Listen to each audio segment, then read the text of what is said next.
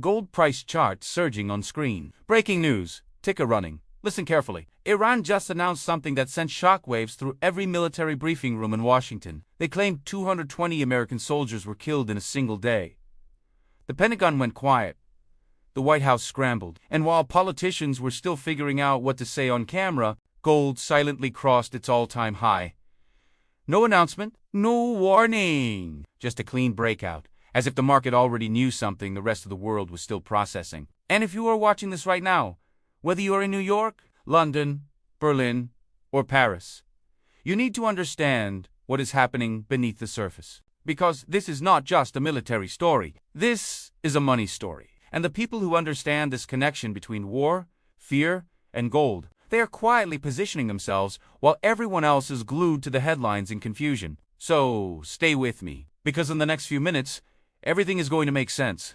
The moment everything changed, show Middle East map. Zoom into Persian Gulf.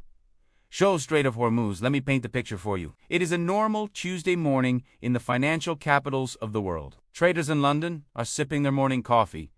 New York is just waking up. Frankfurt is already deep into the trading session. Then the news breaks. Iran's military makes a public claim minus 220 American soldiers killed. One day. One operation. The numbers are staggering. Immediately, every news channel on the planet picks it up. CNN, BBC, Reuters, Bloomberg, all of them running the same headline. Now, the Pentagon pushes back. U.S. officials call the numbers exaggerated. But here's what every experienced investor in the world already knows. And this is the single most important thing I will say. In this entire video, markets do not trade on truth. They trade on uncertainty. And right now, uncertainty is the only thing in infinite supply. Think about what is sitting in that region. U.S. military bases spread across 6 Middle Eastern countries. The Strait of Hormuz, the narrow waterway through which 20% of the entire world's oil passes every single day. Iranian naval forces, American aircraft carriers, all of them within striking distance of each other. One miscalculation. One escalation. One wrong move, and the entire global energy supply gets disrupted overnight. So what do investors do in that moment? What do fund managers in London do? What do pension funds in Frankfurt do? What do the billionaires on Wall Street do? They do not panic. They do not freeze. They do what humans have done for 5,000 years when the world felt dangerous. They buy gold. Show historical gold price chart. Highlight key geopolitical events. Now I want to show you something, because this is not a theory. This is history, and history has a pattern so consistent it is almost uncomfortable. Cast your mind back to August 1990. Saddam Hussein invades Kuwait. Within weeks, gold jumps over 15% in price. Investors across America and Europe scramble to buy every ounce they can find. Fast forward to September 2001. The Twin Towers fall. The world holds its breath. Gold surges immediately and keeps rising for years as America enters 2 separate wars in Afghanistan and Iraq. Then, 2011. Arab Spring, revolutions sweeping across the Middle East. Libya in flames. Egypt in chaos. Syria beginning its long descent into civil war. Gold does not just rise, it hits what was then its all-time high of $1,900 per ounce. And then, 2022. Russia invades Ukraine. Europe faces its biggest land war since World War II. Within days, gold breaks $2,000 per ounce. Investors across the continent flood into gold ETFs, gold coins, gold bars, anything they can get their hands on. Do you see the pattern? Every single time military tension rises to a certain level, gold responds. Not because gold is magical, not because of some conspiracy, but because of something deeply human. Fear drives people toward things that hold value when everything else feels unstable. And right now, with Iran and America staring at each other across the Persian Gulf, we are sitting in that exact same moment again. The question is, are you positioned for what comes next? What the smart money is doing right now, show gold ETF info charts. Show GLD GDX price action. Here's where it gets really interesting, because while regular people are watching the news and feeling anxious, the smart money in this world is moving quietly and decisively. In the past 30 days, gold-backed ETFs have seen their largest inflows since 2020. We are talking billions of dollars flowing into GLDIAU and SGOL from institutional investors in both America and Europe. These are not retail traders panic buying. These are hedge funds, family offices, sovereign wealth funds, the people who manage generational wealth for a living. Gold mining stocks are telling the same story. GDX, the gold miners ETF, outperformed the S&P 500 significantly in recent weeks. Individual miners like Newmont and Barrick Gold are breaking out of multi-year consolidation patterns. When the underlying commodity runs, the miners run harder. That is the leverage play that experienced commodity investors understand well.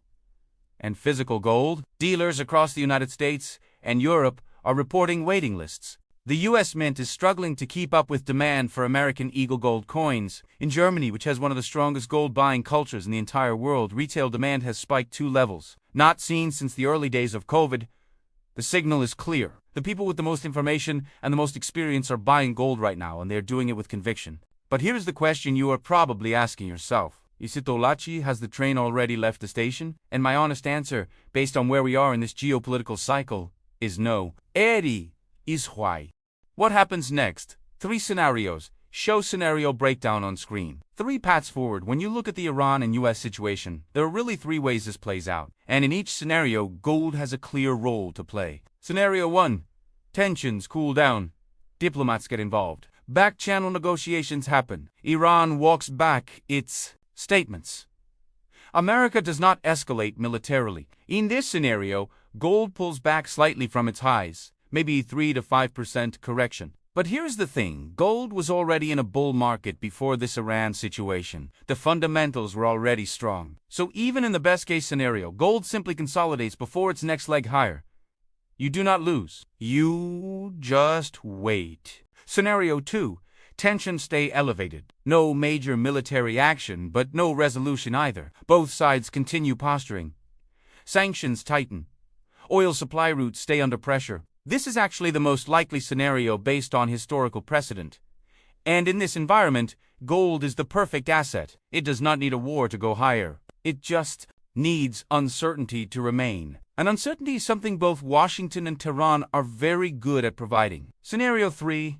Full escalation. This is the scenario no one wants to think about, but every serious investor must plan for. If military conflict breaks out between the United States and Iran, we are not talking about gold going up 10 or 15%. We are talking about a fundamental repricing of risk assets globally. Oil spikes to $150 or beyond. Stock markets in the US and Europe sell off hard. And gold becomes the only asset that every central bank, every institution, and every scared individual on the planet wants to own simultaneously. In this scenario, gold does not just hit a new record. It goes to levels that most analysts today consider impossible. Now, I am not predicting war. I hope it never comes to that. But your portfolio should be built for the world as it is, not the world as you wish it to be. How to position yourself today. Show portfolio allocation pie chart. Show ticker symbols. So let us talk practically. Because information without action is just entertainment. And you came here to make better financial decisions. If you're in the United States, the easiest and most liquid way to get gold exposure is through GLD or IAU.